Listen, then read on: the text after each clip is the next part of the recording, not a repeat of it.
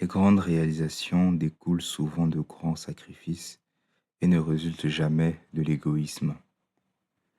Le 13e principe est connu sous le nom de système sixième sens, par lequel l'intelligence infinie peut communiquer et le fera volontairement sans aucun effort ni aucune demande de la part de l'individu. Ce principe est le point culminant de la philosophie du succès. Il ne peut être assimilé, compris et appliqué en maîtrisant d'abord les 12 autres principes. Le 6e sens est la partie du subconscient que l'on appelle l'imagination créatrice. On l'a également appelée station de réception grâce à laquelle les idées, les plans et les pensées surgissent dans l'esprit. Ces flashs sont parfois appelés pressentiments ou inspiration. Le 6e sens défie toute description. On ne peut le décrire à une personne qui n'a pas maîtrisé les autres principes de cette philosophie. Parce qu'une personne telle n'a aucune connaissance ou expérience comparable au 6e sens. Après avoir maîtrisé les principes de ce livre, vous serez prêt à accepter comme vérité une affirmation qui autrement vous paraissait incroyable. Grâce au 6e sens, vous serez averti des dangers imminents à temps pour les éviter et des opportunités à temps pour les saisir. Lorsque vous développez votre 6e sens, c'est un peu comme si un ange gardien venait vous aider et vous assister.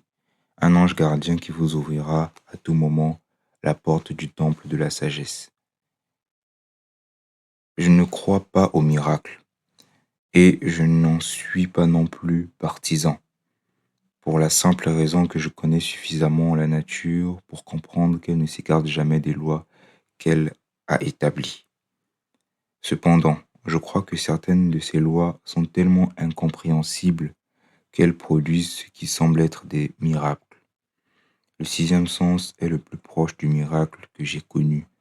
Ce que je sais, c'est qu'il existe une puissance, une cause première ou une intelligence qui imprègne chaque atome de matière et qui englobe chaque unité d'énergie perceptible par l'homme.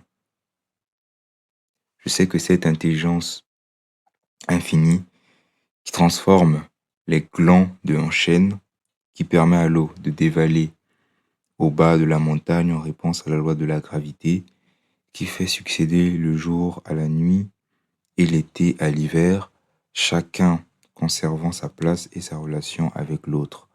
Grâce à la philosophie expliquée dans ce livre-ci, cette intelligence peut vous aider à concrétiser ou matérialiser vos désirs.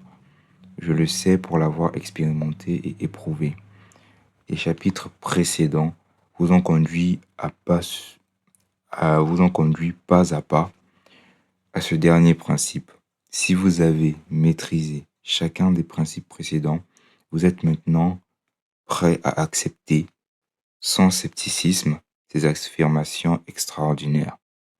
Si vous n'avez pas maîtrisé les autres principes, vous devez le faire avant de pouvoir déterminer avec certitude si les affirmations de ce chapitre sont des faits ou relèvent de la fiction.